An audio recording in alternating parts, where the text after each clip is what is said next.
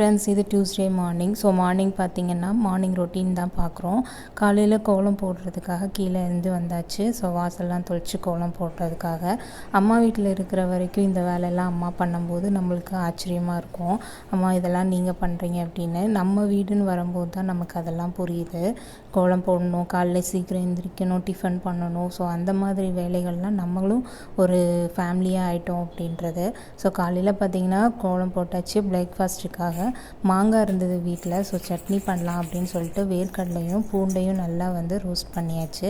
So இதை mixie ஜாரில் போட்டு ஒரு கைப்பிடி அளவுக்கு மாங்காய், ஒரு பெரிய வெங்காயம், கொஞ்சம் இஞ்சி, அதுக்கப்புறம் 4-5 பச்சை மிளகா, கொஞ்சம் தேங்காய், கொத்தமல்லி, கொஞ்சம் உப்பு போட்டு நல்லா சூப்பராக அரைச்சி எடுத்தோன்னா மாங்காய் தேங்காய் சட்னி ரெடி ஆயிடுச்சு. இதுக்கு காம்பினேஷனாக தோசை, வெங்காய தோசை தான் போட்டு சூப்பரான breakfast ready. So bye friends.